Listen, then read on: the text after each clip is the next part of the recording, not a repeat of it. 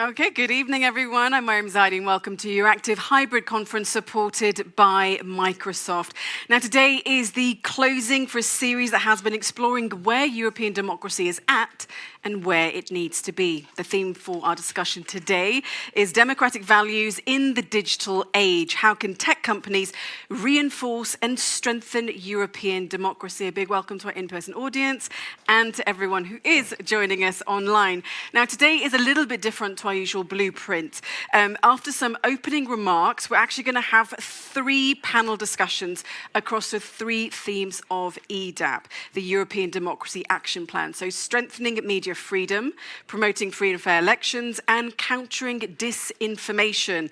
Now, each panel is going to be 20 minutes long, and we will also be taking your questions. So there's a lot of content to get through. But also, we obviously want everyone to, as always, get involved. So send in your questions or your comments into Slido, the app, and we'll be picking those out for later on in the program and during every panel discussion, time permitting. And talking of time, what a timely debate we're having today. European democracy is under attack. These aren't my words. These are the words of the European Parliament President Roberta Metsola. As Qatargate, the bribe scandal consuming the European Parliament, heats up, it's just another reminder that power and influence cannot be unbridled. It needs to be checked. It needs to be held up to account. Europe has many tools in which to fight it, to fight the injustice, but can it clean house? All puns intended, but obviously disclaimer, innocent until proven guilty. Now, over the last few months, Microsoft has led a series of discussions on democratic values in the digital age, which brought together civil society, academia, legislative, and tech to reflect on the direction of European democracy and the role that tech can play in advancing democratic norms, using the EDAP as a guide for all conversation. And a partner from each of these discussions is going to actually join our panelists, albeit virtually, to discuss the given topic or theme. Well, to learn more, without further ado, please give a warm welcome to Nana Louise Lind, the Vice President of European Government Affairs at Microsoft.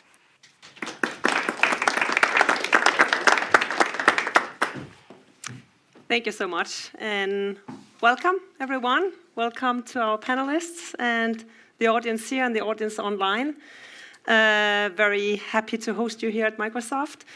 As we heard already from our dear moderator, democracies are under pressure and democratic values are under pressure. Democracies in the world are declining. The amount is declining where they should be rising. Democratic values are under pressure. I think the war in Ukraine is one symbol of this. Disinformation, as you mentioned, is on the rise. Journalists are threatened more than ever, being surveyed, investigated by their own governments.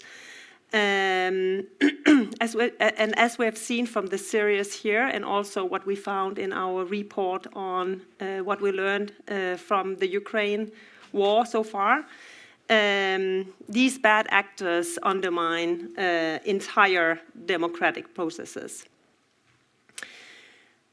And digital technology does play a role as a weapon.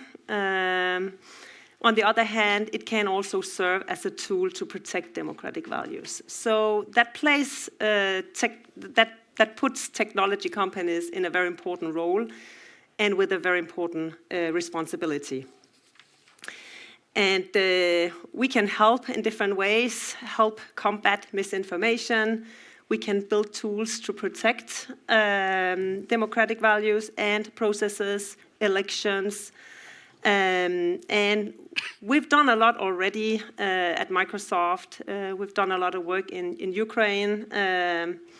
We have built tools and services that help governments protect their elections. We are training journalists and governments in these tools and process and services. And we're also an active supporter of some of the initiatives from the Commission, European Democratic Action Plan. But there's probably more that we can do, and more that we should learn to understand our responsibility. And I think that's why, this series has been really helpful, also for us to understand better and hear other voices than our own. So we're really a proud supporter of this initiative, and I want to take the opportunity to thank Euractiv for organizing this event and kick off these series. Our partners, University College Dublin, Globsec in Bratislava, Central European Digital Media Observatory in Prague, for organizing these workshops, and looking very much forward to their findings, the outcomes of those workshops. Hope we can learn from them. My final thanks go to you as the moderator and the panelists, and I'm going to hand the mic back to you. Thank you so much. Thank you for those comments. Thank you so much. Okay, well, with that, Mr. Wojciech Talko, please do take the floor. He is, of course, a member of the Cabinet of EU Commissioner for Values and Transparency, Vera Jourova. Please give us your opening thoughts and keynote speech. Thank you very much.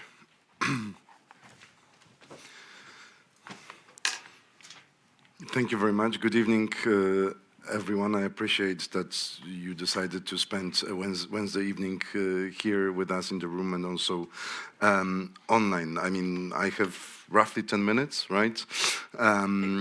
So I will try to essentially, I have one goal. I want to ask you for help. Because we talk about democracy, and I cannot disagree with anything that was already said before, but there's no one institution, one company, one person that will defend it. Democracy is us, our institutions, our votes, our civil society activism, and we all have to play our role in this if we want to uphold it and protect it. There's no doubt democracy is under threat. No doubt. We see it in the US, which is, apparently has the best checks and balances. We see it in Europe. And I have a feeling that at least in Europe, for a long period of time, democracy was seen as perpetuum mobile. I'm from Poland. Our democracy is from '89, so relatively young. But even then, the 90s, the early 2000s, it was like everything will take care of itself. I think it's clear the answer to this is no, it won't. Either we fight for it, or it will be lost. I work for Vice President Vera Jourova, who is Czech, so I wouldn't be allowed to leave that room without quoting Václav Havel. So let me just very briefly read his quote, because I mean it's bad. He's very eloquent, me not so much. So I better read it because to give the true meaning to what he wanted to say. And he wrote, "The natural disadvantage of democracy is that it's extremely tiring to those who mean it honestly, while it allows almost everything to those who do not take it seriously." I mean, my interpretation of this, that democracy is messy, it's complicated, and it's not that easy even for the people to fully embrace it and defend it, because I think that's the question. If we say we want to defend democracy, what is it that we actually want to defend? And there are many elements. I won't dwell into that too much, but I think, first of all, it's the voters, right? In democracy, it's the voters that have their ultimate arbiters of which political party, which leaders are supposed to govern, what values they're supposed to represent. And it's our job, I think, as the European institution, as the European Commission, to make sure that there's this level playing field, that the voters can take their decisions in the best possible information environment, having the best information available, trustworthy information, and can take free decision, or as free as they can possibly be. And for that to happen, the system of checks and balances have to work. And I mean, I'm sure you know what I mean. It's the free media, independent media, pluralistic media, independent courts. It's peaceful transition of power, free and fair elections, among many other things. And I want to be clear about it, because our actions, that I will say briefly a few words in a second, is not about ideology. It's not about being left-wing or right-wing. It's about, for the left-wing or right-wing people competing fairly on the democratic scene. And I really want to thank you to Euroactive, to Microsoft, to all other partners who are organizing this event and these panels, because when I look at the 3 titles of the panels, it's essentially the pillars also of the European Democracy Action Plan. So I take it that we also did something right, at least with this plan. And I trust the panels will go into details. But so let me stress.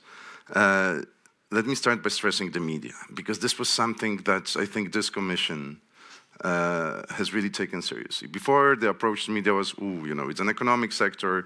Yes, it is. There's a lot of private sector, a lot of money involved. Let's not touch it. It's a sector as many others, so competition rules apply, but no special treatment.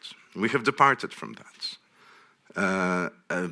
Why? Because media is not economic sector as any other. They're an essential pillar of democracy. They're the 4th estate, and without pluralistic, trustworthy media, we simply, as voters, have a hard time getting right information. And again, it's not about saying which information is right or wrong. It's about creating the conditions where the media and journalists can do their job. So we have done, I think we have advanced this agenda, and we're building the European layer of supporting media freedom and pluralism. Let me just mention from recently, we have adopted in September, we have proposed the European Media Freedom Act. This is already a controversial proposal, let me put it this way. What we try to do there, we really try to address the problems that we see. So from our perspective, it's extremely practical. And it's a very common sense approach. We don't dictate how member states should design their media systems. We say maybe no party friends should be the bosses of public TV stations. We say there should be, we say also we're talking about tech, so let's say that we should also, the platforms, the social media platforms should pay more attention to the content, editorial content provided by the media.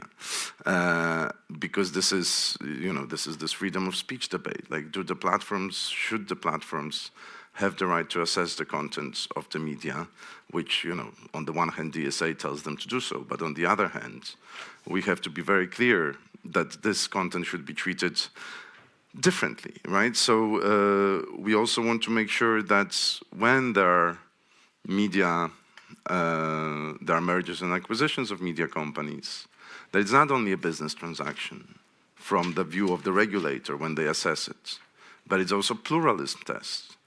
Because it's not good if majority of the media are owned by the same person or by the same organization, whether it's private or public.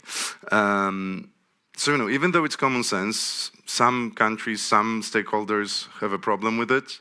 Of course, this is, our opening gambit, and will be working with the Council and the Parliament and with stakeholders to get it right.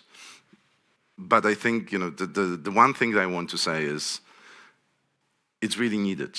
It's really needed, and the answer, because we've never done it and we shouldn't touch it, is just not good enough and not ambitious enough for the times we live in.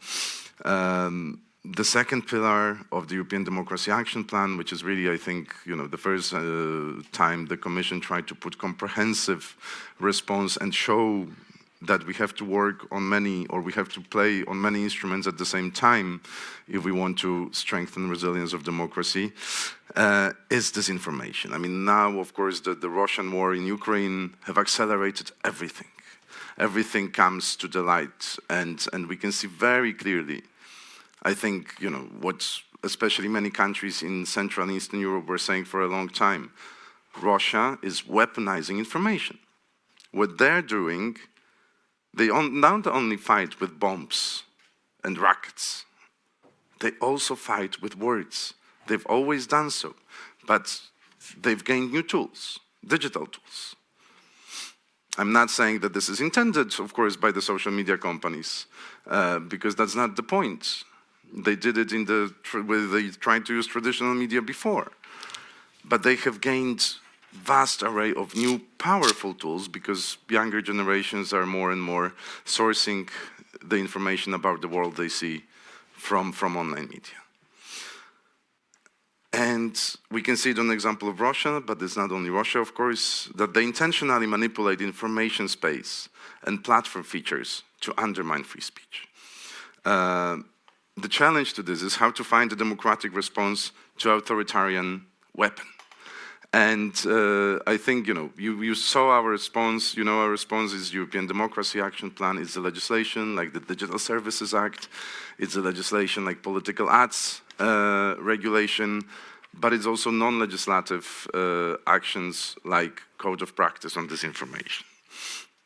And so that's why we have to really take it seriously. The codes, it's, I think, by the 16th, the signatories, including Microsoft, thank you very much for signing up. They have time till the 16th to implement it, and January will be really a test case, because this will become public, and we can discuss in details what that means. Let me just, the final words, because this is also not only what we have done, but also what we will do.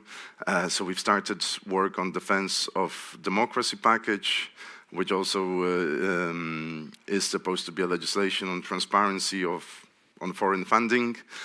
Maybe some relevance also to what you talked about in the context of the targets that we're seeing. Of course, it's not going to solve all the problems, but I think it gains new relevance in that light. So this is, because this is also important for us, that events like this and everything that happens in the weeks and months to come, we're filling this defense of democracy package with substance now. So we need ideas, we need creative ideas. This will be also revision of the European Democracy Action Plan. So we haven't done something, or we've done something not good enough.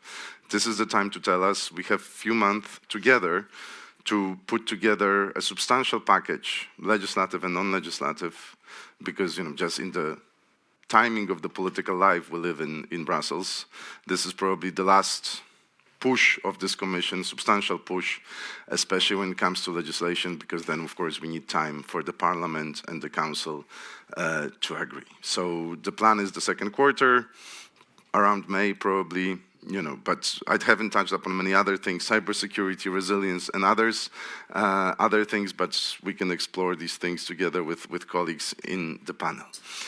So thank you very much for having me. Thank you very much for organizing this, and I'm looking forward to the debate. Thank you. Thank you so much. Please do join us back.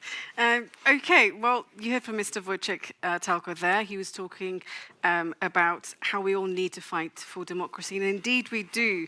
But who is also fighting to influence all of us, the voter? Now, the online world, of course, influences so much of what we do, whether it's socially, democratically, and politically. Human behavior can be easily manipulated by online content. Carefully curated algorithms, of course, based on what we seem to like, maximize our engagement and help form our ideas, our opinions. Now, social media is, of course, fodder also for misinformation. Mr. Wojciech was also alluding to Russia's manipulation war in its war in Ukraine. Many platforms, of course, have been accused of using misinformation and lots of allegations against them for the harm that misinformation, of course, causes and the lies that it then allows to spread. Now, the biggest impact is perhaps the influence that social media platforms have on forming our politics and who we decide to vote for, or the causes that we then believe in or take up. Now, just now, over in the US, bipartisan legislation could outright ban one of the biggest apps right now, TikTok. It would ban it outright in the US. They say it's a threat to national security. Is that approach right? Well, the EU is always armed with tools to help regulate and navigate the internet, along with things like EDAP. We have the Digital Services Act. Now, the EU Commission, as Mr. Talko mentioned, is also trying to help along democracy with things like the Defense of Democracy package. We saw Ursula von der Leyen, of course, unveil it, draped in the Ukrainian flag. But is the gap between rhetoric and reality painfully obvious today? or are we actually closing that gap? Well, without further ado, you've already heard from Mr. Talco. Let's now introduce our other panelists. We have Louise Grabo, who's the President of the Observatory of the Digital Transition and the Single Market at the European Social and Economic Committee. Welcome. We also have Fernanda Hotel Foronda, who's a Digital Policy Officer at the European Partnership for Democracy. And as I mentioned, an online panelist will be joining us per panel debate, so do watch out for them as well. And to all the everyone in the audience here and online, do put your questions into Slido. Okay, with that, let me now go over to Louise for your opening comments. Thank you so much, and thank you, Euractiv and Microsoft, for having me here. As you mentioned, I'm the chair or the president for the Digital and Single Market Observatory in the European Economic and Social Committee. And what we are doing are that we are looking more into new technologies and how that affect the EU, but also the civil society and the society as a whole. So we do a lot of discussions and panels and information about AI, blockchain, big data, cloud, and all these things. So that is where I come from, and I'm from Sweden, and there I also work with fintech, so I'm also into this tech world. So there are my perspectives from today. And when speaking about new technologies, a new technology could never be bad or good. A new technology is always neutral, and the ones behind it, that can be a threat or harm anyone. But I would never say that a new technology in itself could be bad or good. And I think it's the same with social media and tech companies. Social media could be very powerful. We've seen CEOs from different social medias that are maybe having more powers than any politician in the EU or any member state. And we should be aware of this, of course. But at the same time, there's not an option for the EU to try to create their own super app or super social media. This should be up to the market because the new innovations come from the market, and we will always see new social media and always new tech companies coming up. But what are the values that we want to see online? I think this is what we should focus on. And of course, we want to see free speech. We want to see safe platforms where young people, where kids actually are at, so there should be some kind of a safe space. And we should, of course, promote competition on the market so we see new companies coming up.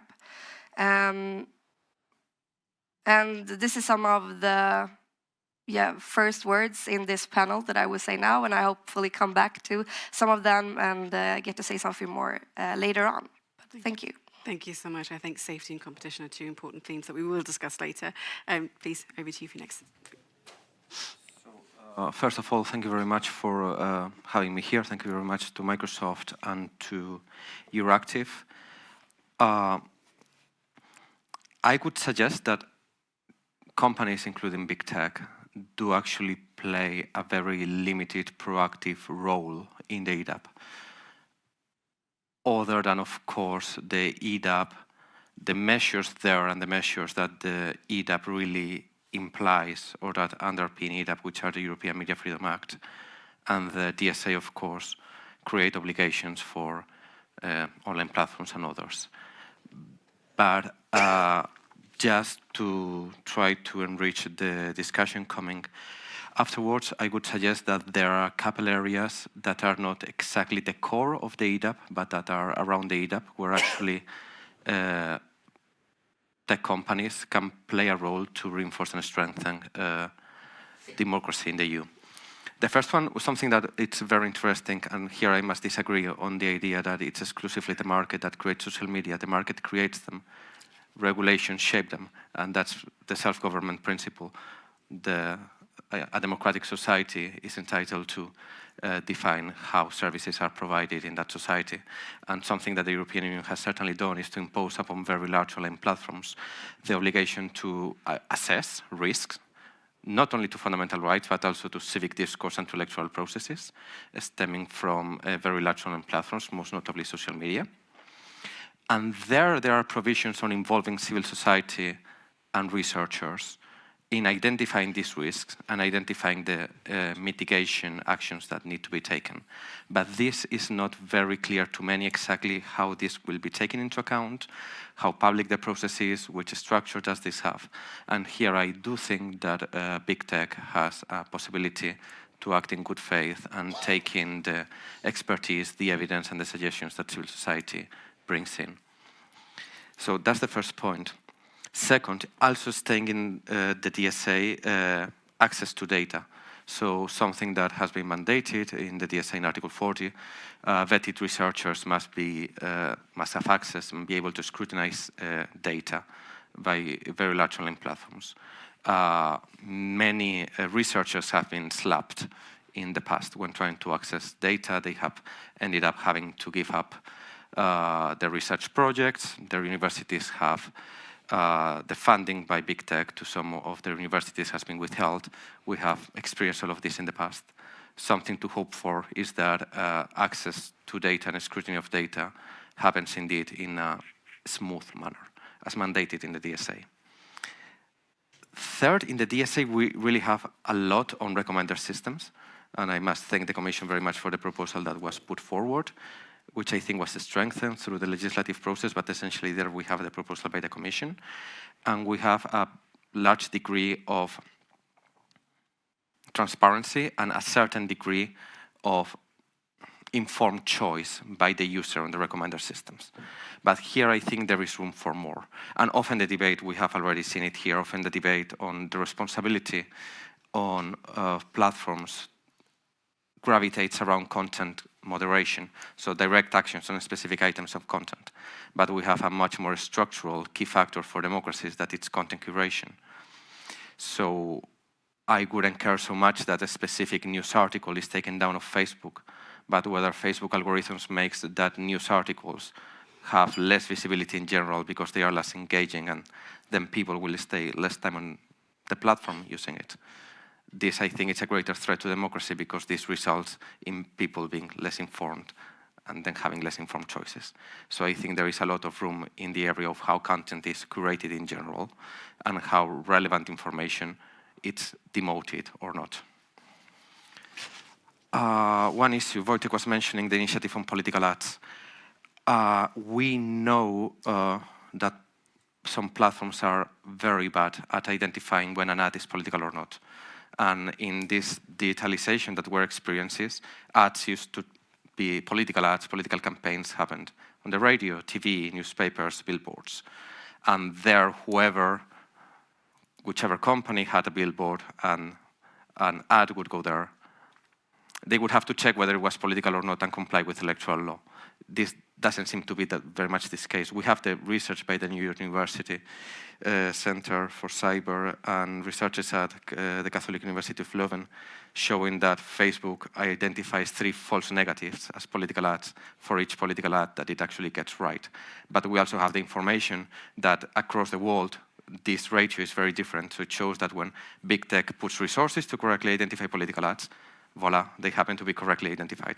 So this is somewhere where big tech really has room for improvement, dedicating resources to ensure that ads that happen to be political are correctly identified, and indeed obligations that will come from the political ads regulation will then kick in. One last point where we see action taken recently as per an interview given by Commissioner Reinders to Euractiv last week. There will be apparently some work in relation to dark patterns and cookie banners.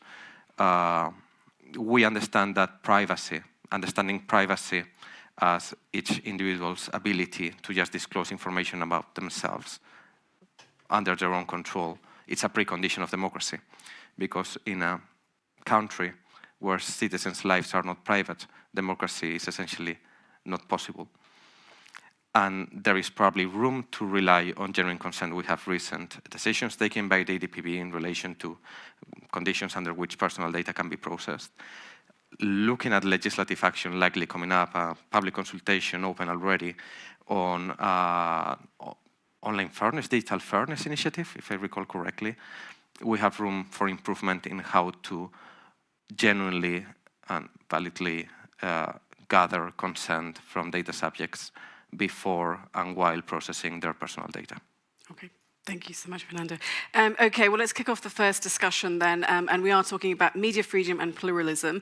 I invite Eugenia Ciapera, who's the Professor of Information and Communication Studies at the University College Dublin, to our conversation. She, of course, joins remotely. You can see on your screens. Please start us off with your key recommendations. 1 minute, please, maximum. Thank you. Go ahead. Thank you. Contemporary news media are locked in a symbiotic, albeit unequal and occasionally antagonistic relationship with the state and digital platforms. Media freedom and pluralism requires that states clarify and sharpen the meaning of pluralism, demarcating its contours and offering protections from state overreach. Platforms, on the other hand, should support news media and journalism's important social and political functions, even if on occasion this may interfere with their business models and bottom lines. Also, I would like to add that certain forms of journalism that are necessary for democracy, for example, investigative journalism, should be systematically supported, even if they are not commercially profitable. Attention should be paid to the working conditions of journalists, especially on precarity, potentially dangerous assignments, and long shifts, as all of this may compromise journalism. Okay, thank you so much. Very snappy. Okay, Wojciech, your reaction then to what Eugenia said, and also perhaps comments by Louise and Fernando as well. Yes, thank you, Eugenia, for that. I mean, it's very difficult to disagree with this. I know disagreements would be much more interesting. But I can only say that indeed we agree on that. I mean, the pluralism, yes, it's super difficult to, I think, define legally, but especially on the EU level. But I think, you know, the idea or the direction of travel is super simple. There first of all has to be transparency, and this is what we try to mandate on the EU level. Who owns what? Because it's not very clear in some member states who is particular owner of that newspaper or that TV. And with this, of course, if you don't know who owns what, it's also very difficult to fully understand what are the interests. But sometimes it isn't just who owns what, it's who's on the board of directors of these companies and who's interfering that way. Yeah. I mean, but that's, you know, we have to start this transparency from somewhere, and this is one of the elements of the Media Freedom Act. So let's see where we end there. I mean, full support to investigative journalism, local journalism, another form of this, not maybe automatically profitable journalism. Here, the Commission is trying to provide some funds. I think we also work with, for instance, with Euroactive, but not only. And we want to have it more. We really want to have more money for cross-border, of course, cross-border projects, but investigative journalism and things like that. On working conditions, I mean, this is, I remember visiting with Vice President Jourova, meeting journalist associations. Indeed, this is every association in many countries we were in mentions that. And this is something that I have to say, I don't know what can be done on the EU level with the working conditions of journalism. That's why we have focused on something also very important on the safety because of journalism when they are doing their work, because we also see, even statistically, that the risks for journalism when they cover protests, demonstrations, somewhere where the police and big crowds are involved. And it's really getting worse. Migration. I mean, exactly, that's my point. It's getting worse. If you look at what Reporters Without Borders are saying about 2022, there you go. also because of the Ukraine war, yeah. You know, those who are detained, it's gone up 13.8%, 57 killed this year. I mean, obviously, as I said, the war in Ukraine has had an impact in all of this. But does that point to media freedom in the EU being at an all-time low? I mean, how do you measure that? I think where we are worried about is the trend, that it indeed is getting worse rather than it's getting better.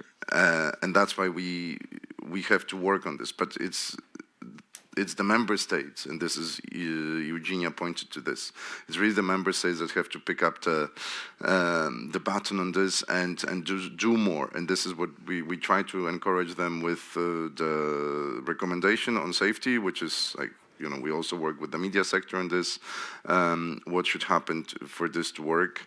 But I wouldn't say, it's all-time low, it's very dramatic. I think we still have good media in Europe. We have a great tradition of the public service media in Europe.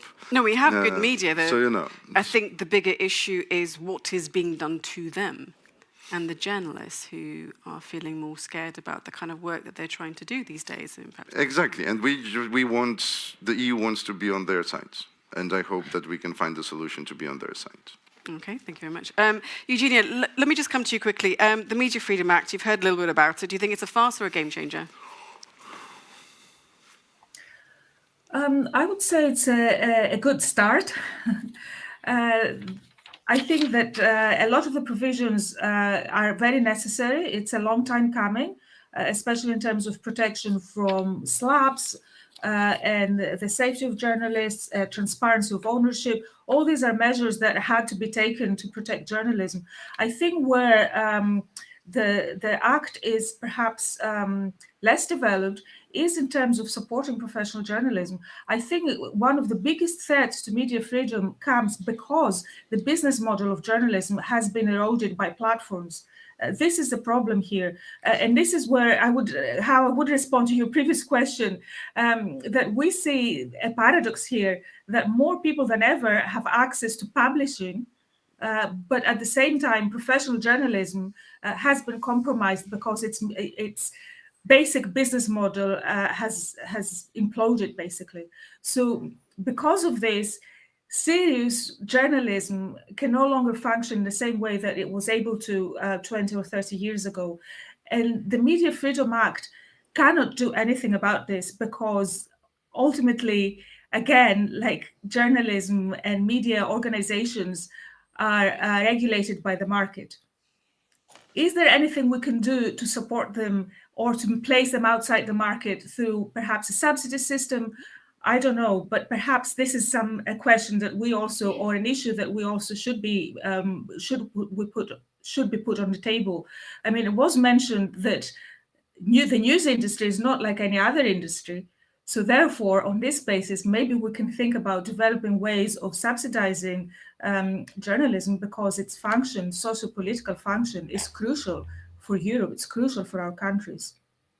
Okay, Louise, you're taking what Eugenia just said, and is there also a role then? I mean, she was saying that that tech has essentially eroded the rights of journalists, I believe. So, is there a role that tech can play in all of this to help journalists or media organizations? Yeah, definitely. And first of all, I would like to say it's hard to say if media freedom is at the lowest point, but I would say like in modern time, we've seen, it's really bad. And even though when I'm speaking like from a Swedish and Nordic perspective, we see that they are in like the top position in this press freedom index that the Reporters Without Borders are publishing every year. But even though we see new kind of threats that we're talking about, for example, the biggest newspapers in Sweden are talking about, hate speech against journalists, and that the police are not taking it serious enough. So the newspapers have to pay for security by themselves, and that's a big threat. That even though like the best countries in the world, there's still a problem. Let's just think about how it is in the worst countries in the world and how the problem is over there. And regarding like what the big techs and social media companies can do about it, it's all about design. Right now, maybe Twitter isn't our best friend anymore. Are you sure about that? Yeah, I'm pretty sure about that.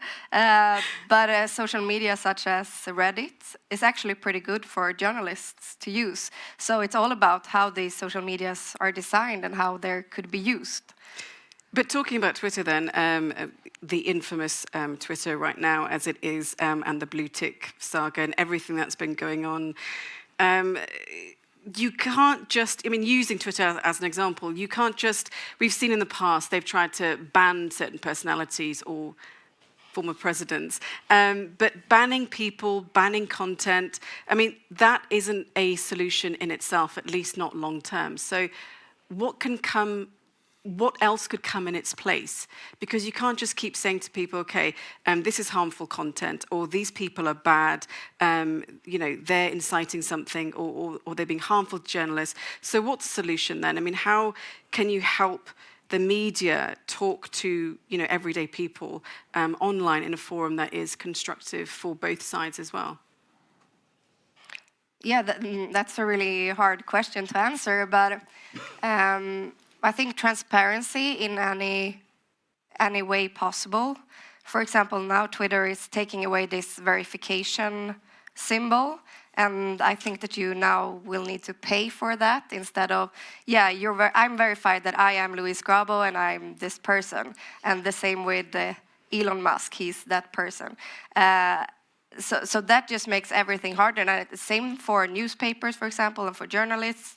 So that is not a good example. So more transparency and more information so we know who is who, and so we can have more of the free speech, I would say. And then what about your ideas on the US sort of looking at or musing over this idea of an outright ban on TikTok? I mean, it seems bizarre that they're doing it, basing it on national security, but perhaps we know why. Is China such a big threat? Oh, I'm not like a security expert, so I can't really answer that. But But banning things like TikTok, do you think that's the way that we should be going or not? No, I don't think so. I'm using TikTok a lot, and I think it's a great channel to get to meet new people. And getting out of your little bubble, so to say. And the algorithm of TikTok is very different from the other social medias. Now, of course, Instagram are trying to follow. So I think that is not the right way to go. And there we should rather have regulations. Of course, it's hard to regulate when it's a Chinese company, but I think we should look at other ways to do it. And Fernanda, then, you've spoken a bit about the Digital Services Act, putting obligations, I think you said, on big platforms and search engines. Just talk us through a little bit about that then. The obligations placed on them that I consider relevant for media or for democracy? On platforms and search engines. Yes, sure. First of all, back to the point on banning accounts and banning someone, I try to stay away as much as possible from US politics just to preserve the little sanity I have left. But I recommend that strongly to everyone else. You can feel an improvement after a couple of weeks. Essentially, something that I think that's pretty good in the essay is terms and reference of platforms must be fundamental rights aligned. So until now, we have had essentially an understanding that terms and references, terms and conditions, as well as the implementation of them, were up to the platform itself to decide. Something that I think is particularly interesting is this. Does this mean that we need to go for some form of freedom of speech absolutism where people cannot be banned? Not at all. I think we understand in Europe that freedom of expression can be restricted in very specific circumstances, including protecting the rights of others. If you are using a platform like social media to incite violence and coordinate an assault on democracy, probably you should not be allowed to use social media. Of course, these circumstances must be, the strongest possible safeguards must be provided to ensure that any type of action is proportionate to the need to protect the rights of others. But the protection of rights of others needs to be there. What I would like to do is to go back to the point raised by Eugenia, because I think it's at the core, and it's very little discussed despite of being at the core, which is how we ensure sustainability. Let me ask a slightly malicious question. Why regulate media that might not be sustainable in 10 years? But without sustainability, we don't have anything to regulate at all. And we are asking about subsidies, but subsidies reproduce the system we have currently of donations. The problem we have had over the last 20 years, when the revenue of newspapers has gone from selling print editions and having ads printed on them for which they would get most of the revenue, to having very little subscriptions online and getting a very small amount of their of that revenue, is that of course they are not sustainable anymore, and then we don't have media pluralism, because we have less and less media, and we have less quality media because newsrooms have less resources. So is the solution to these subsidies? No, the solution to this is addressing an obvious market failure. That is that we have a lot of media, but we have a very few key monopolistic players that happen to be big tech platforms that keep most of the revenue that goes to newspapers. If Google is getting 80% of the money for an ad that appears in Le Monde, probably Le Monde will not be sustainable in 10 years. Google will certainly be. We have action in Australia that we are not particularly fans of. There is more promising action in Canada, but fairness in the allocation of revenue from ads is absolutely essential. And everyone is talking about the big brother, which is the European Media Freedom Act as such, but the European Media Freedom Act comes with a small sibling, which is a recommendation by the Commission too. And in this recommendation, there are 4 points asking news media companies to become more sustainable through various actions. But probably the key to the sustainability is not within themselves, it's in the relations with the online platforms that keep most of the revenue. But in which ways are they being sustainable or being asked to be sustainable? If someone has access to it, but they asked to explore new revenue models based on microdonations, they are asked to explore new forms of shared subscriptions. They are asked to explore economies of scale through cross-border managerial initiatives, etc., etc. But what I point out exactly is that beyond these recommendations addressed at the news media companies themselves, we should be issuing recommendations, if not hard law, at big tech to make sure, just like it will happen in Canada. Canada will establish that news media must receive a minimum percentage based on negotiation between the news media and the online platform of the ad revenue. So if someone is buying an ad to appear on the website of a newspaper, a minimum percentage, let's say 40, 50, whatever, will go to the newspaper. The current model we have in Europe is that a newspaper might get 5, 10, 20%. Particularly big ones, big media companies get more. Smaller newspapers get even less. How can we have media pluralism under these market conditions? We need to address the market failure at where it is, which is a competitive market on the side of news media, but a monopolistic market on the side of big tech. So we need to rebalance power in that market to protect democracy, of course. Okay, well, there's also a question for you from Gwenelle. She says, regarding the political ads proposal, you said that it should be up to big tech to correctly identify political ads.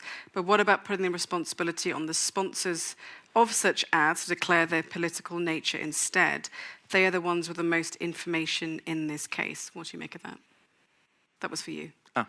Yeah, political ads. Notwithstanding the obligations on the sponsors have a primary obligation, and that's the way it's written in Article 5 of the proposal by the Commission.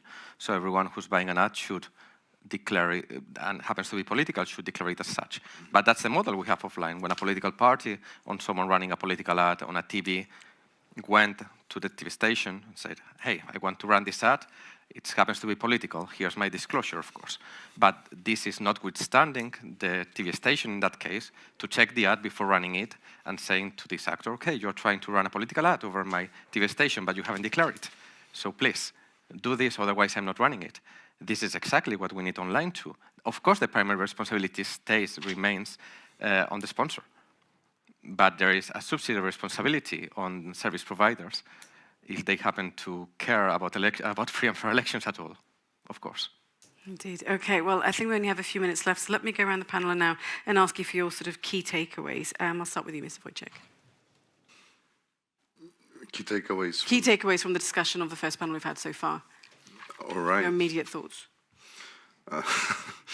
You've got quite a few. I can see you scribbled a lot. Yeah, I scribbled a lot, yes, and surprisingly even on the topic of this discussion.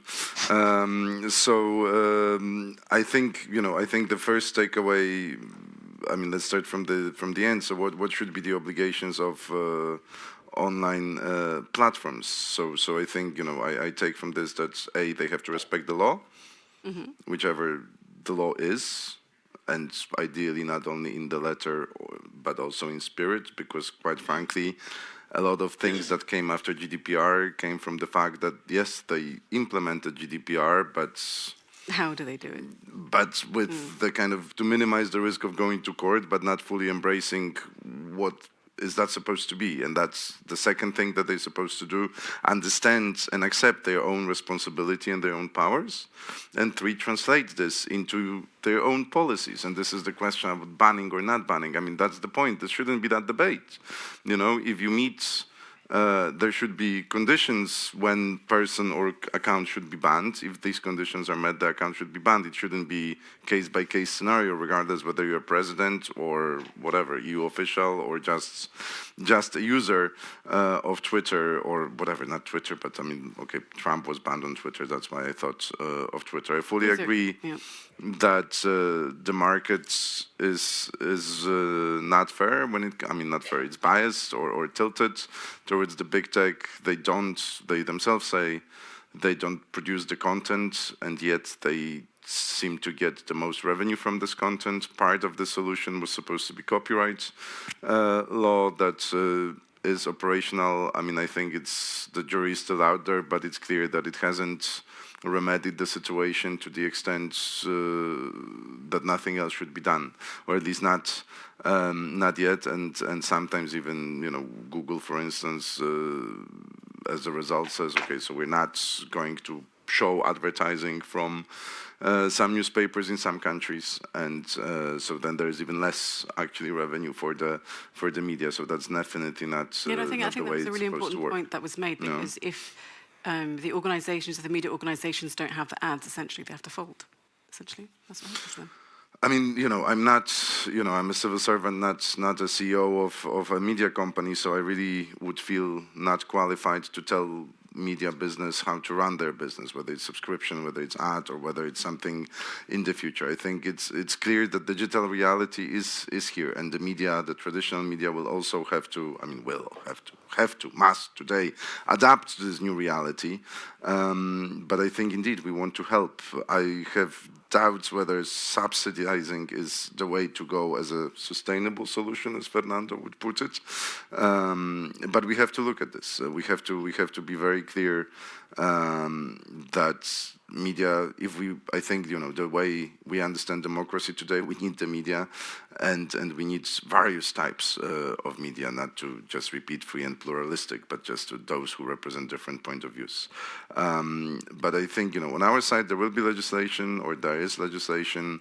There has to be enforcement, and I think this we didn't talk about. But I can only say at the end what I said at the beginning of this panel, that, you know, Eugenia and her colleagues identified, I think, very good summary of what needs to be done. So it's, you know, more pluralism and better defined, investing in journalism, and having working conditions, because, you know, if indeed it will be paid very badly or not at all, then who will work there, you know? So that's I think these 3 should be our guiding things, and then we can discuss the tools to achieve that. Indeed. Louise, your thoughts? But also I think a lot of the discussion is focused on essentially the bad things that the media does, but there are many good things that journalists do, and they are under threat. Yeah, definitely. And yeah, I have nothing more to say around this, because I think Wojciech was really putting it all together and framed it very well. So I have nothing more to say right now. Any last thoughts, Renda? In relation to media, yeah. I would highlight the point that this is something that has already been hinted at, but just looking at it from a very market perspective, the problem with media is that it's a very special market for 2 reasons. First of all, it produces a public good. Mm-hmm. It produces a good that does not only benefit whoever pays to read an article or see a documentary. Well, the public good it does is providing information. That's what a journalist does every day, whether you like it or not. It's providing regulation, and something we often forget in the spirit of what the single market is.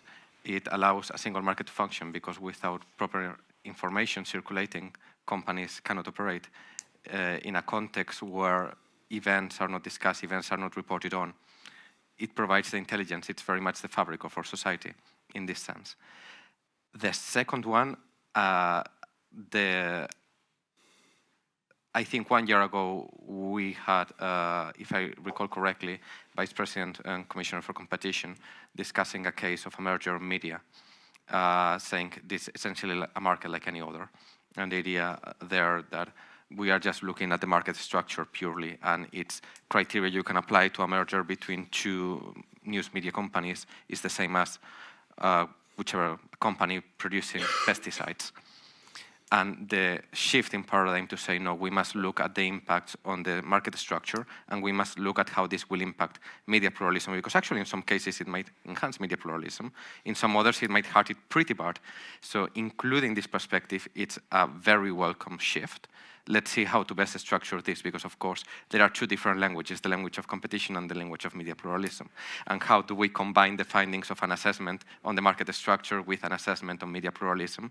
That is going to be difficult. So it's a very welcome shift. The shift is quite revolutionary, if I may say so, but we have a lot of work ahead in finding the best way to structure and to make it work together, the media assessment, the media pluralism assessment and the market assessment. Okay, thank you very much. And then Eugenia, your final thoughts on media freedom. Well, I suppose, like, for me, the takeaway from this discussion is that it is imperative to address the whole political economy of the digital public sphere. And that's what needs to be done as the next step. And if there is a reconciliation necessary between what Fernando referred to as the market assessment and a pluralism assessment, then this should take place within a broader kind of like understanding of how the political economy of the digital public sphere works. So if you have corporations having monopoly over the distribution of information, and they're in an antagonistic relationship with the producers of information, then something must be done to kind of like bring them in a more kind of like a symbiotic relationship, as we mentioned in our recommendation. Thank you. Thank you so much, Eugenia. Okay, well, moving on to our second panel then. We were discussing the other role as well of not just the media, but of social media, which sort of nicely segues into another pillar of EDAP, countering disinformation. Now, as you were hearing, so many different actors are going to vie for power in a democracy, whether they're domestic or foreign, and they will look to influence, in some cases, even destabilize. Now, this can, of course, erode trust in democratic processes and institutions, including the media. It can put elections at risk. It can put perhaps not the best person in power. It can prevent citizens from making informed decisions and impair freedom of expression. So is the European Democracy Action Plan actually helping to counter disinformation? Well, to kick off, I'm going to go online. You can see her on our screen, Jana Kazaz from Globsec. Please go ahead for your key recommendations. Good evening. So one of the main recommendations that came out of the workshop we had in Bratislava in November 8th on countering disinformation is that global tech companies should continue deepening cooperation on all levels. What we mean by that, and we have three components of it, is that first, global companies should continue developing a close working relationship with all stakeholders, especially with fact-checkers, researchers, and civil society organizations such as we are, Globsec.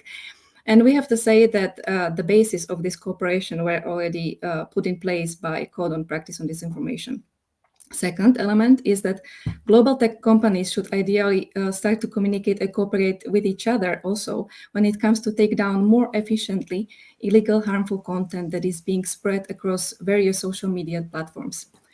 Once there is a harmful content identified by trusted flaggers on one platform, it should be not accessible on others. And lastly, global tech companies should establish dedicated teams with native speakers serving as a point of contact for respective countries and thus replicate this working relationship that was currently established on EU level, also to national levels. Thank you. Thank you so much. Okay, Wojciech, I'm going to come to you again for a reaction to what Jana just said. I mean, I think all these recommendations, because the code of disinformation, the anti-disinformation code, essentially has been upgraded now, and from September it's a new version, and I think it's exactly also the cooperation with civil society. These are very important features on this one. I think especially the national languages, we see that now with pro-Kremlin disinformation on Ukraine. I mean, it's very easy to see also by the opinion polls how, in Slovakia, in Romania, in Bulgaria, or in France, it's a very different type of narrative that they're using, because they're smart. They know who are they talking to. They know their audience. And it's sometimes shocking to hear from authorities of these governments that, whatever, Facebook would have one person dealing with this. And, it takes a week, of course, to even respond to question. So this was really something that my boss also has insisted on every meeting with the tech senior executive, like, it cannot be only English, it cannot be Europe-wide data, it has to be specific if we want to understand what's really happening and tailor our response accordingly, and I think for me personally, I think one of the biggest achievements of the code is creation of this ecosystem that Jana was talking about, because we really want to avoid having anybody, whether it's the Commission, the national government, or Mark Zuckerberg, deciding what is truth or not. That we cannot have that.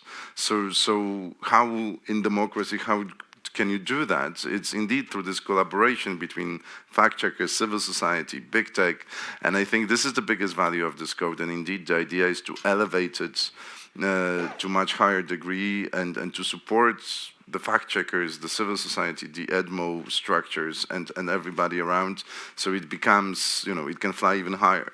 One thing, tell me. One question on what Sure. you said about truth. Isn't it the problem nowadays that everyone has their own idea of what the truth is, and isn't that also perhaps an area where you have this discontent amongst people? Yeah, I mean, you may be right. I also think that's one of the biggest problems today, that the middle, so-called middle, is smaller at the expense of extremes on the both sides. And this is a problem for us as a society, because when you're in the middle, you can talk to each other and disagree better. So for me, we essentially lost the ability to disagree with each other in some sort of civilized way. And I mean, okay, and this is a much longer debate whether the social media and these bubbles and amplifications of seeing more of the same content have contributed to that or not. I think it did, but whether it was decisive feature or not, this is a different story. I mean, how to counter this? I mean, it's extremely difficult, I think, because indeed, I think it's also lost of this authority. I remember when I was a child, my parents, everybody, would watch the evening news channel, and that would be the discussion the next day. Today, you can watch, and this is not bad, it just, you can watch completely different news, not even in terms of take on an issue, but just completely different issues. And then this social discussion, of course, cannot happen if you don't have common reference points. But hey, this is much bigger discussion. I think if it comes to disinformation, I would say one more point I would add to what Jana has pointed out. It's demonetization. And because, okay, fine, the Russians or other state actors, they don't do it for the money. But there are those out there who do it for the money. And it's too easy. It's too easy and too cheap to design it and do it for the money. So, as I said, in January, this is the first test case of the new disinformation code. DSA is kicking in. So let's hope that this is a revolution, but, we have to wait to see the results of these two instruments before we know for sure what will be the direct outcome or impacts of this legislation and co-legislation on the reality. Okay, Fernando, can a disinformation code actually work, given that society is so polarized? I will reject the premise. We have a wonderful study by Reuters Institute for Journalism from last year, explaining how even the country in the EU, which might be more similar politically and sociologically to the US, which is arguably the UK, it's very different in terms of disinformation and polarization from the US, how we see that actually the drivers of polarization and disinformation in the US, extreme, very hard partisanship with very weak parties and a presidential system is something we don't have in Europe. So the first thing I would worry about, let's see the US as a threat in the horizon as a model, but let's not draw inferences too quickly from the US, because certainly the situation in Europe is very different from the US. But from here, I think that the code of practice will actually become a code of conduct, right, under the DSA. So there is room for that, so it will actually become more binding, and it will work together with the DSA. And what I think is very important in the DSA is, again, the DSA is a brilliant exercise in safeguarding fundamental rights. As far as I know, there is not a fundamental right not to be exposed to disinformation. There is a bunch of other fundamental rights, and we must fight disinformation in a way that is complying with fundamental rights. How we do this, actually combining the code of conduct with, the code of practice, sorry, with the DSA. And the DSA says, okay, of course, take certain action upon receiving notices, but with a bunch of safeguards, so that there is an out-of-court dispute settlement, there is the notice and action mechanism, of course, but there is also a statement of reasons, so that platforms do not take action without explaining why, or without having a copy and paste message that they use 1 million times per year, where they always gave the same reason. So this is exactly why the DSA is so relevant combined with this, because we have a system where we recognize, okay, there is a bunch of different rights of different people that need to be balanced out. So in this sense, yes, it can work, but it must work for this.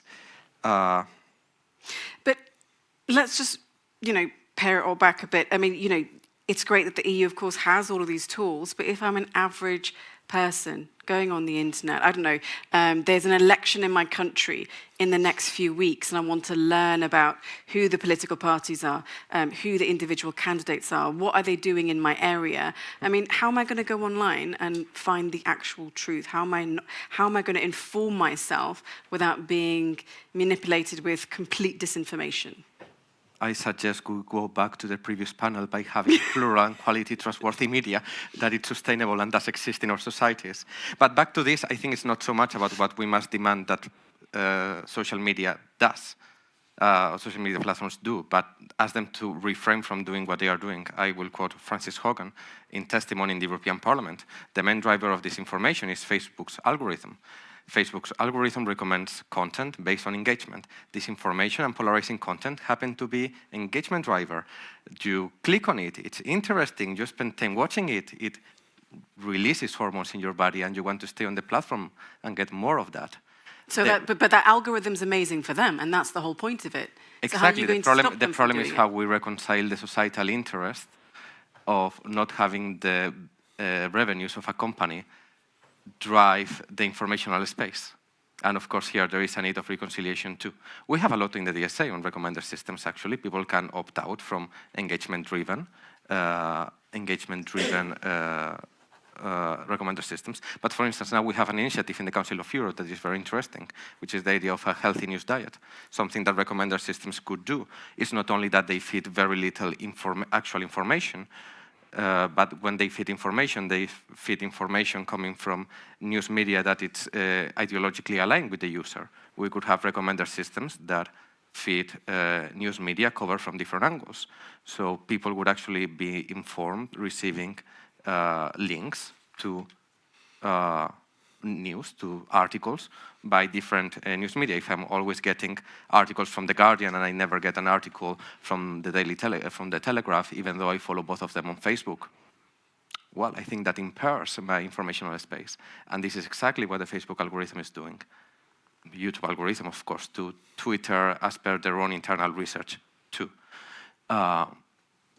So that's what I see. Actually, I think probably we shouldn't be asking them to do more, but we should asking them to refrain from doing what it's actually harming and the role they are playing. They are not creating this information. They are just making it much more appealing and much more visible. Okay, Louise, your thoughts? Is Big Tech helping or is it hindering?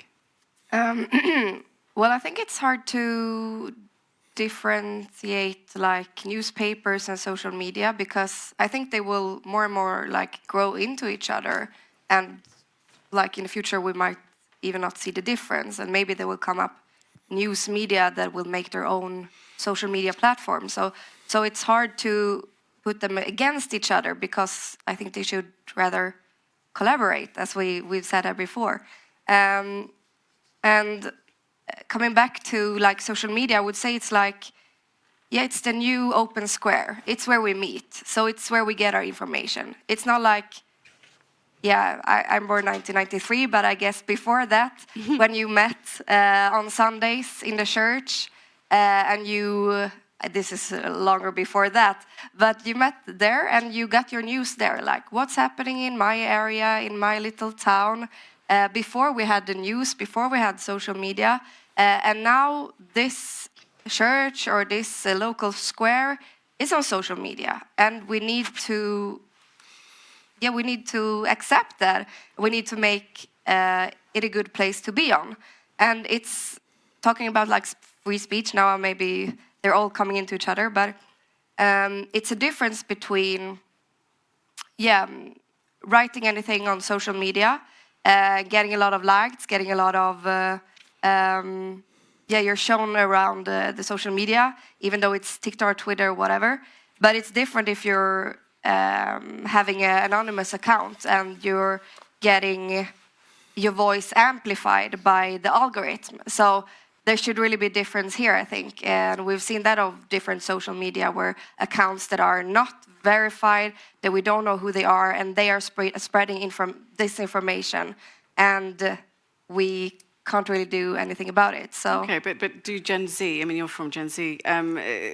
Do you realize that, or do younger generations realize that when they? I mean, obviously, online.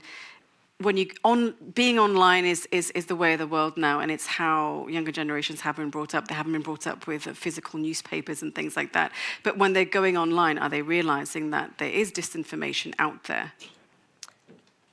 I think sometimes maybe the younger generation are better in understanding this than the older generation. Sometimes you see people sharing things on Facebook thinking it's real, and you're like, oh no, what is this? But that is the space where they go now, I mean, Yeah. generally speaking. So do they believe that the information also that they are viewing online, younger generations, do they believe that that information is also fit for purpose? I think it's different all over Europe. I don't really know how it works, but in schools, for example, in Sweden, it's very much focused on learn how to engage online. But of course, it could be much better. I had something else around that, but now I forgot it. So I will come back to that. Okay, well, Can I yes, just please, go very, ahead, yeah. very quickly, because I think it's, I don't know whether I fully agree with this aspect, with two aspects. First of all, the difference between the social media and media is one produces content, the other doesn't. And it's very clear difference, because professional media obey to some standards. Like, for instance, you have to verify the news in two sources. And among many others, and that's where the difference comes from. Social media, Facebook, doesn't have its own content creators, because it's the people, we are the people who create the content there. So it's essentially an empty sheet of paper where people fill in with space, and that is a very important difference. And that also is some of the problem that we as users of social media should be able to distinguish who is producing this content, because indeed seeing an article from The Guardian could be something different than seeing whatever, a picture But as you said, created by me, you know, which if it can comes be from the media, it's generally a fake verified news. source. And another thing, it's not a public square. It's social media, this is what they were trying to tell us, that's why they shouldn't be regulated, because they're public square. But they're not, because the way algorithms work is they're actually dividing this and taking us from the public square and putting us to discussion clubs, but people with very similar views. Indeed, in the past, I could, if I was running for a candidate or had an issue, I could go. I still You can don't go seem to like you today. agree No, with I me. don't No, agree she's on this. crinkling her face. Go No, ahead, because on public square you could say and everybody could listen. And today I can design my message. But not that everyone only has a voice in the public square. Only the biggest voices have a voice on the Sure, public but you square. could hear what others are saying. So if I go out in the center of Brussels and start shouting, "You're a thief," you will hear that. If I do it on social media and I pay for it, But what I would say only about an for your algorithm vouchers. is you can always try to beat an algorithm. You can, I mean, for example, if you just like cats and rainbows, then the algorithm is just going to show you that. But if you actively then try to change your algorithm, you will then be, or you start to search for different things, go into different spaces, No. you will then be, able to see all kinds of information. It's just about how you, as a user as well, use the tools and how you engage online, which is important. Yeah, sure. I'm just saying social media, because they're driven by algorithm, it's not a public space. It's not a public square, sorry, it's a public space, but it's not a public square principles. And that's why we regulate it, because if it was, DSA is exactly about that, is to bring the principles of the public square debate into the online world. And that was the reason, the main arguments against the regulation from social media companies, they were saying two things. We're a public square, so don't judge us what is out there. And second, we're just the pipes, you know? Like, I mean, we're not responsible even for the sewage that goes through it. So these are really this is, you know, they lost this argument, and we shouldn't be supporting their argument that they don't put out there anymore, I mean, you know? we're not supporting that argument. I mean, obviously, everything needs regulating, whether you're social media or the media. Not everything needs regulating. Well, maybe it's not all regulated. But then, for example, if you see social media as a threat, which seems to be the case, how is, for example, the European Commission using social media to then engage with younger generations? Badly. Because badly? Okay. Yeah. Well, how could you do better? You should be on TikTok. We should be on A certain TikTok. commissioner is starting to be a proficient user of Mastodon. Oh, There you go. okay. Just one. Yes, go ahead, yeah. Building up very briefly on Wojtek, because I think it's going to be the same point. It's not only about the standards. I completely agree with Wojtek on that point. But there is one notion that is already in the Audiovisual Media Directive that it's upheld and strengthened by the Commission in the ENFA proposal, which is editorial responsibility. It's not only standards, it's that there is someone taking responsibility. Journalism is a journalist adhering to standards, but an editor checking and an editor ensuring the quality. I can affirm that journalists do have standards, Well, and their let's editors not forget and about their this. producers and everyone within the chain adheres to the codes of Because practice. as long as I know, last time, a couple of years ago, last time I posted something on Facebook, I had no editor checking what I was publishing. And this is the very fundamental difference. Well, then you should also think about the place where you're working at. Okay, we have a question from Gwenelle. She says, given the importance of fighting against disinformation online, what do the panelists think about Article 17 of the Media Freedom Act, which gives the possibility to any entities to benefit from advantage gained by VLOPs when it comes to moderation of their content? Perhaps that's your area of expertise. Oh, no? I'm drafting a public statement on that, so... To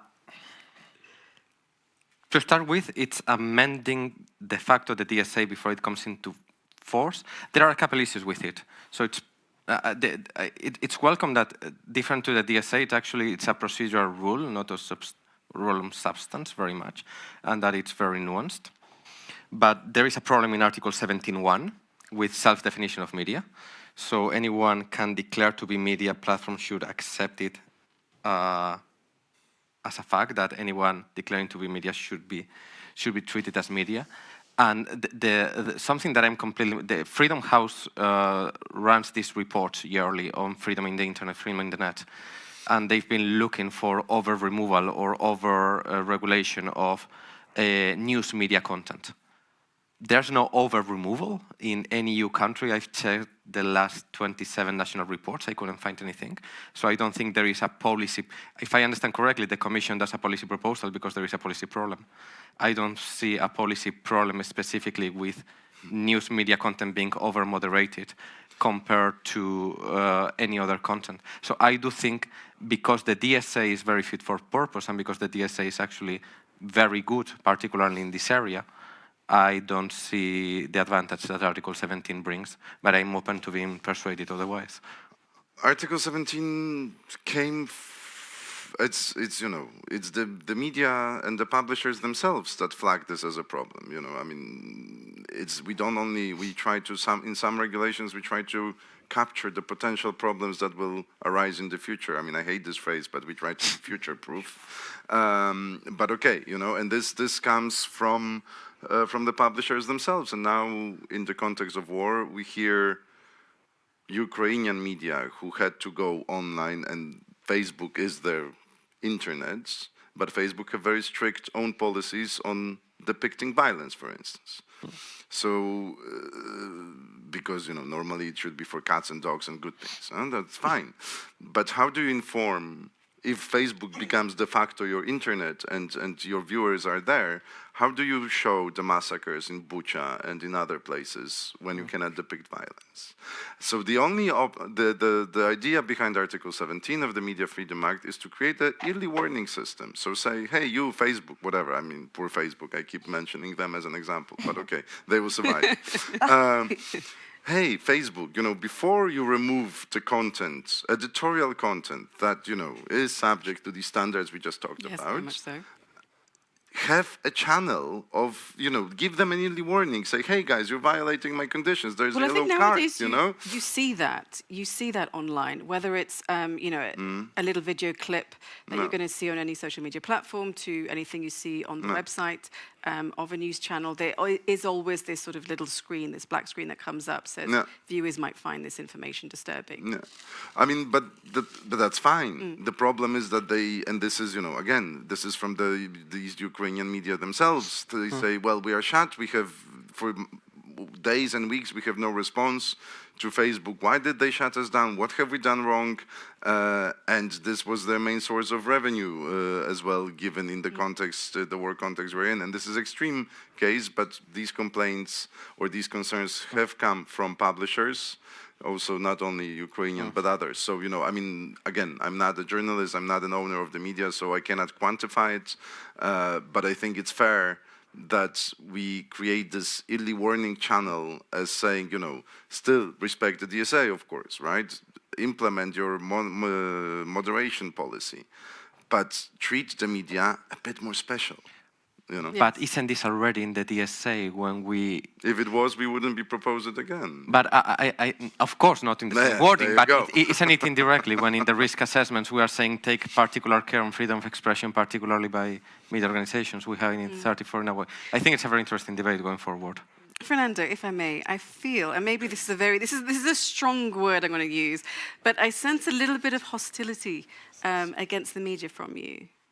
Hostility against the media? A little bit of hostility, yeah. I do represent the Media Freedom Organization, so I wonder. But no, it's interesting because sometimes I think the media have a bit of a bad name, and perhaps the way in which, I don't know, it seems that the way in which we've spoken about, there's a little bit hostility attached, and perhaps that is how the general public sometimes views some sections of the media. I think it's fair. I think I don't have any hostility towards the media, and I wonder what have I said that makes you think that, honestly. Well, listen, look, I'm glad you don't. But no, I do think throughout my intervention, I have been critical of the way media content is dealt with by online platforms, not the content of the media as such. And particularly, I think I'm arguing for, there's many people that are very happily saying, take down this information. May this include media content or not? And I'm precisely arguing no. In this euphoria about taking down this information, you're probably infringing on the rights of media. I think it's precisely the opposite. Okay, good to know. Okay, we're a little bit over, so I'm going to go to Jana for some quick final thoughts. Okay, I would like to react to something that you mentioned actually at the beginning, because for most of the part I agreed with what Wojciech was actually mentioning, but you were mentioning that there is like people have more types of truth and where is the truth and so on. So I would just go there and say that there is just one truth and there are many opinions, and we cannot touch opinions of people that they express. But we can fact check those opinions that are backed by information that are wrong, that are backed by facts that are actually wrong. And this is what we have fact checkers for, and this is where they come into picture and on social media. And together with platforms, they can actually take down the amplified opinions backed by misleading information. So this is what we are going for. Otherwise, people should be they should be allowed to express their opinions that they have. But we can fact check those that are actually backed by false information. Thank you. Thank you so much, Jana. Okay, we're going to move straight away to our third panel, which is election integrity and crises. Now, to use the words again of the European Parliament President, Metsola, she said, to those malign actors in third countries who think they can buy their way forward, who think Europe is for sale, you will find the European Parliament in your way. But is the European Parliament in its own way? There are lots of calls now, of course, for better scrutiny, better transparency of how the European Parliament works and MEPs to curb lobbying, etc., etc., etc. Given elections to the Parliament are coming up, what comes next for the European Union? Well, let's find out as we, of course, discuss election integrity and crises. To kick things off, you can see her on our screens, Elżbieta Solarczyk-Krosova, who's the head of regulatory unit at CEDMO. Please go ahead for your opening recommendations.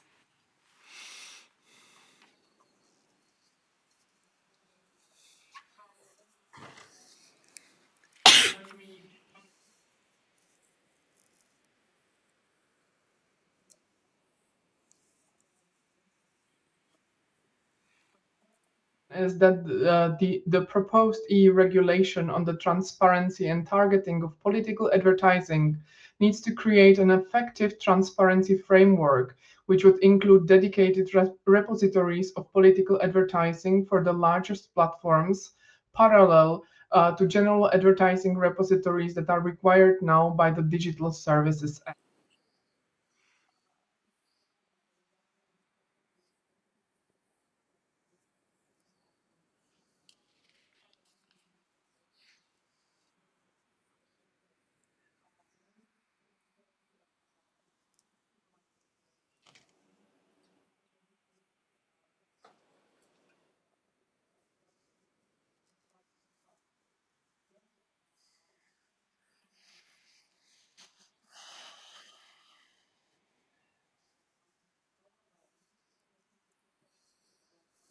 Be carefully drafted in order to provide sufficient protection to the freedom of expression and not to become a tool for censorship. Any legal action aimed at removing certain disinformation should be examined and properly justified within a sufficiently long time without losing efficiency. And lastly, the system for taking down disinformation should contain checks and balances in order to minimize potential misuse of power. And authors of such disinformation should have the right to appeal. Okay, thank you very much, Elżbieta. So what do you make then, Wojciech, of what Elżbieta has just said, and also about she's saying regulation leads to more distrust by the public, does it? No, I was just thinking about that. Because it sounds a bit like a Brexiteer, I won't lie. I mean, now we are, many years after Brexit, Britain is all deregulated and the trust doesn't reappear to the national institutions. So I guess, I'm being ironic about this a little bit because they haven't deregulated that much. But still, I think indeed the key issue, I think, from what Elżbieta was saying for me is trust. And this is not only trust to, it's in all the panels. It's how to have trust to media, societal trust to media, societal trust to the democratic institutions, societal trust to laws, and societal trust to one another, essentially, in order to do that. I mean, I think, what the political ads repository, yeah, sure, why not? Good idea, and probably will happen. The discussion is how. On the disinformation points, I mean, we discussed that a little bit in the previous panel as well. So I think it's not even about the regulation, more regulation or less. I think it's about quality of regulation and our ability, okay, if it's European legislation, our common ability to explain to why are we doing this, is it needed, and what will be the effects of that regulation. And indeed, that's why I was trying to say that in democracy, when we are regulating around the freedom of speech, so disinformation, foreign interference, online space, and things like that, we have to find a democratic response to that. So indeed, no censorship, no ministry of truth, no one arbiter of truth, and things like that. But whether that will do the trick, again, I think this is also this request that came from me, that it has to be our common job, because that's also the issue with what you mentioned, that essentially there is less trust, maybe you said hostility towards the media, not from Fernando, but in general there is societal, I think, mistrust into the media that I don't agree with, that there is interior motive behind why are they saying things that are done. agree with, Well, also, and that we have to try to it's address. also a little bit about what you're saying about tribes as well. Yeah. It's not necessarily that somebody will distrust the media, you know, a blanket distrust. No, They no, will not only blanket. trust what Exactly. they believe based on Exactly. the people or the or Exactly. whatever that they actually believe. Exactly. But I mean, you know, there is no silver bullet to that, and I think we are aware of that.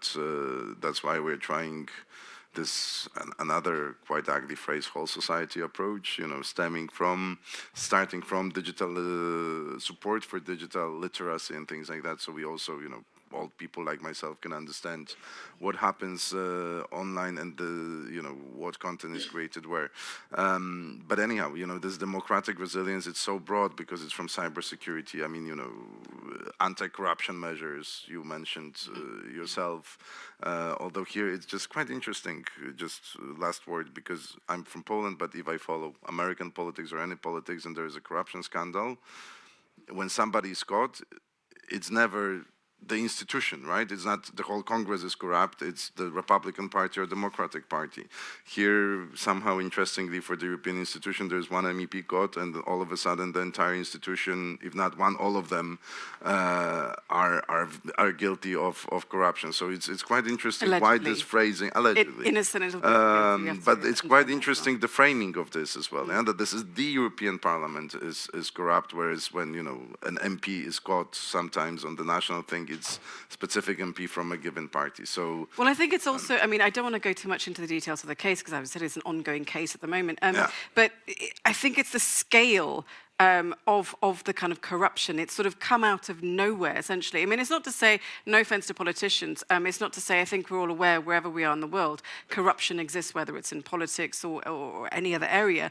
It's just the kind of scale of it. Out of nowhere, you've got someone talking about bags of cash and, you know, various foreign actors involved in the, you know, in the works or trying to influence what the European Parliament does. And I think that's the problem, is this idea of why were they trying to influence and who was trying to influence and how have they perhaps influenced what the European Parliament or was trying to do. And we don't obviously have. But why the European Parliament? Why? That was my point. Why are you saying the European Parliament was trying to do? I mean, if they caught one MEP, the question is what they were paying her for, allegedly. Allegedly, yeah. Allegedly. Everything I say is allegedly. Even if I don't say the word allegedly, I mean allegedly. Why are they? Who paid her? Not the European Parliament. What did they want her to do? Not the European Parliament. I think it's super big distinction because you cannot just extrapolate to 700 people that are working there or like MEPs but we don't know and if thousands of people. For now, we don't actually know if it was just her. Other offices have been sealed. We don't quite know exactly what the situation is. And as I said, there are different state actors, you know, different people saying, you know, information's coming out. Is Morocco involved in it? Is Saudi Arabia? That's also another allegation. Is it Qatar? We literally don't know at the moment what is going on. There's just so many allegations going on around Yeah, but we know it's one MEP. We do know it's one, and yeah, she does. I don't want to undermine this. It was more narrative thing because, you know, this, you know, it's great that Belgium, that, you know, the fact that she was caught allegedly red-handed is great testimony of the actually how anti-corruption services work. You know, I mean, that's just, it's actually, you know, but this is also something we have to learn and learn from the crisis. And, you know, already President von der Leyen has indicated the work that we have started on this interinstitutional ethics body. We have to look at the transparency rules, whether they could be strengthened. There will be anti-corruption package coming later this year that was announced, you know, during the State of the Union later this year, next year already, because we're at the end of this year, sorry. So there are elements planned that could improve the situation. Hopefully we will find a way to make it more difficult for those who are tempted to accept bag of cash, you know, to be caught like they were this time. So there you go. I think the question is what can be done better, and what can be done more by the institutions themselves, and how to support the law enforcement agencies, police, and others across the member states so they can do their job even better than they're doing I mean, now. you say it's just one MEP, Yeah. allegedly, but the fact is that it's a scandal that has sullied the reputation of Trust. trust that people have in this one Coming back. particular Facilities towards the Parliament. institution, and perhaps the EU as a whole. So, I mean, if an everyday person is hearing about this scandal, an everyday European, why should they still have trust in the European project itself?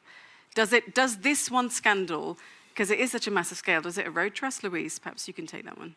Well, I agree. It's a big scandal, and I think, well, for like normal people in Sweden, sometimes I think that maybe what's happening in EU isn't that well covered in media in Sweden. So that's maybe a bit of criticism against media and the EU in Sweden. But I think this is a very problematic for European institutions. But we need to remember that EU are bigger than certain politicians, and the European project is about ideas and visions. And the best thing about democracy is that when you're disappointed at the politician, you can fire them. So let's do Indeed. that. Indeed. And Fernando, what then can the EU learn? You've seen in its very good moments, the war in Ukraine, it really rose up to the task at hand. It's shown how well it can support Ukraine. But then also we have perhaps a worse moment we're seeing right now, we're living through right now, this whole Qatar gate. So what can, the EU learn from all of this? And where does it go to now? I will tie it, as it was done, to the idea of trust in institutions. And the points by Alberta were very on point. I work a lot on political ads, and I would have struggled myself to summarize that much and to concentrate so much in 1 minute. I would say that the issue is that in relation to elected institutions, we have two challenges that are interwoven but are nevertheless different. The idea of ensuring that elections are free and fair, and the idea that nevertheless those who lose them can accept them, so the idea of trust. And the idea that we can have actors at the social level, at the societal level, but actors at the political level who distrust the result of the elections, even if they are free and fair. So I think the Commission is very right putting forward this initiative on political advertising, because we need to ensure free and fair elections. And the moment ads go online, ads are very little regulated across the EU in member states, political ads online. So they needed European regulation. There was a response needed, particularly with the European Parliament regulation ahead in 2024. But there is the issue of trust. There is a very interesting ruling of the German Constitutional Court on electronic voting machines. They essentially said they are perfectly fine.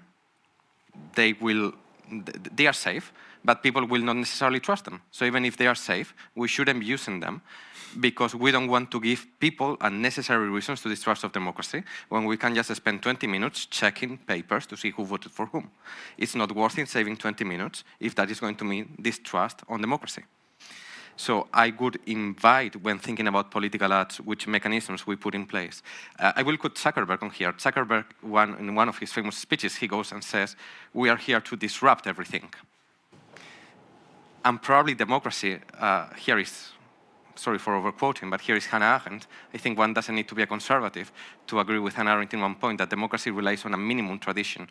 Whether we criticize it, what we do with it, but without a tradition, whether we accept it, criticize it, reinvent it, there is no possible democracy, because we need this minimum agreement, and these minimum agreements are things we inherit. So how can we actually regulate political ads in a way that now that political ads changed radically, because they go from being on TV, from being on the radio, being on billboards, to being on screens, on your laptop, on your smartwatch, on your phone? How do we ensure a minimum element of tradition so that there is not only free and fair elections, but elections that citizens can trust the results of? Okay, well, I have a question here from Adrian, based on what you were saying as well. Adrian says, democracy depends on having a healthy middle class. Average citizens hate politics, and the media because they feel big government and big tech go together. Why should citizens even trust big tech to favor inclusion? Anything too big and too powerful is bad for the middle guy. No. What do we make of that one? They shouldn't trust big tech. Why would they? We don't need that trust to private sector to necessarily have healthy society. So that's my no. I don't think so. I think what we need is the dose of skepticism towards everything we see around. I kind of have a feeling that too many of us are a bit too little critical about reality around us. In what sense? That we take things at face value, you know, that's the point. I mean, you know, why propaganda is allegedly, my new favorite word, thank you very much for my that. My pleasure. Is allegedly so successful because we believe in it, you know, and I think with the dose of skepticism, maybe we wouldn't. The same when it comes to data, personal data usage of private companies. You know, we're not bothered by it. If we were, maybe they would do it a bit less. So yeah, I mean, I don't trust them. I think it's not necessary to trust the big tech or any big company necessarily. I think they would benefit from healthy dose of skepticism from society. Go ahead. Yeah, I don't know if I agree, but I think as long as you always talk about more regulations in here, and of course, that could sometimes be good. But I also see difficulty when we have big techs because they are really good in lobbying and they want regulation if they're formed their way. So I think the conclusion to all of this is that we should have more competition because in the social media market, we talked about like in a few years ago, yeah, Facebook is the biggest thing. All users, they're the hugest the company all over the world. But now we see they're coming in new social media companies. And I think we should strive for having more European social media companies. So then we need to open up the market and we need to say, we want more innovation, we want newer companies to compete with the big techs rather than just regulate it all and we'll just have the big companies. Well, there's also a question which says, should we break up big tech like we did in the early 20th century in the United States? It seems like a slightly old-fashioned, outdated concept, but what do you think? I don't think we need that. It's more competition. More competition is the go ahead, answer. yeah. I think we'll have it in 20 years. We often discuss big tech in a very superficial manner, which is horizontal competition. So Facebook having a different Facebook. The problem of Facebook is that it's vertical competition. Think about the electricity market. There are a lot of companies that go from the moment electricity is produced until it's delivered at your apartment. So there is someone producing it, there is someone stabilizing, there is someone that puts it in the grid, and there is someone ultimately even checking how much you have consumed or not. So there might be 4 or 5 companies since the moment electricity is produced until the electricity is delivered you. Facebook or YouTube, what essentially they do is that they integrate vertically in the same way an electricity company could have the whole system. So they are hosting the content, they are giving you access to it, they are deciding which algorithm you have. You cannot have a third party. This is perfectly technically feasible. Having a third party, having a company different from Facebook, this do for you the recommending what will you see and not. And that's where we don't have competition. Probably we don't need a second Facebook. Probably we need a better Facebook. Let Facebook do hosting and let Facebook be a player in the recommender systems. But if we want competition and markets, why don't we break up? We have done this over and over again with good economic results in other sectors. We have prevented economic integration vertically. The problem is that digital world was very disruptive. Everything happened very fast, and we consolidated, and we are taking for granted as natural, exactly as Wojtek was saying. We take things at face value. We take it for granted that a company can have this huge degree of vertical integration. We wouldn't be allowing, sorry to go back to a stupid example, in pesticides. But we happen to allow it for social media. So I'm pretty confident in 20 years, we will get fed up that the DSA will deliver, but only to an extent. So will the DMA, but only to an extent. And then we'll look for solutions and we'll go for the obvious. Split them vertically. Okay, interesting. Okay, final thoughts from Elspeta, please. Okay, so I unfortunately didn't get an option to react on the reaction on the more regulation can lead to more distrust of the government. I would like to clarify a bit on that in that regard. because we actually, on the national level, we had research, sociological research that actually showed that sometimes people think that if a government is putting too much of national regulation in place with regard to disinformation, then the common people are afraid that this might turn very easily into the tool of censorship. So that's why we mentioned in our recommendation that this regulation, like a vast regulation, could lead to distrust, especially with the history of being a communist country in the former period. Then the law could be really misused. And I believe that it's still ingrained in the people who are afraid of this regulation that might be like going too far. So that would be the first idea. And secondly, I enjoyed very much your discussion about the political advertising and how to secure the integrity of elections.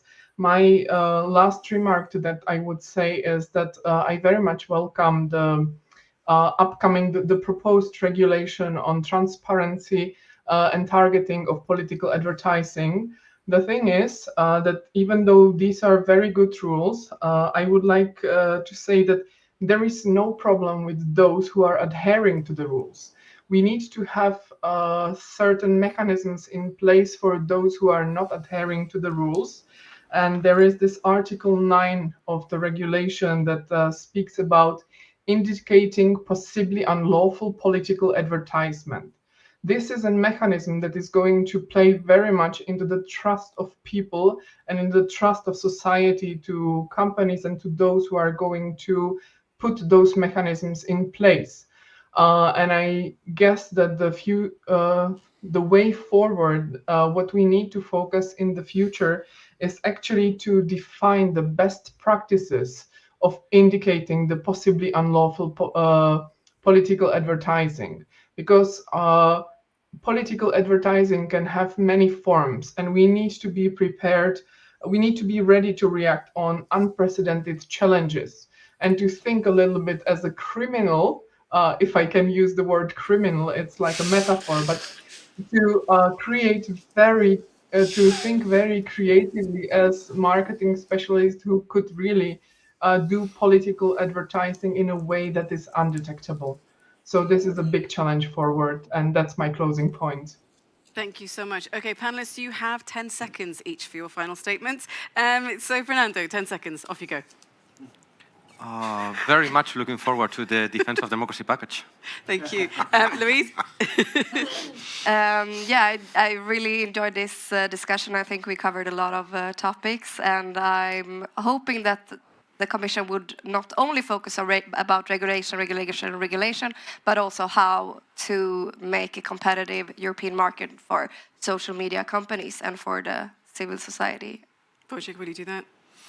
Not everything is for regulation, and I really don't think so. We are obsessed in regulation, especially when it comes to the freedom of speech area or fighting disinformation. But I think, for me, that even if we have the best rules, they're as effective as its enforcement. And I think this is the future of the success of the DSA and other big pieces of legislation that's supposed to bring the fairness to the digital market. Thank you so much. Okay, thank you, panelists. Thanks to everyone who's watching. I'm Mariam Zadi. You've been watching a Euractiv debate supported by Microsoft. Thank you and Merry Christmas. Thank you. Thanks.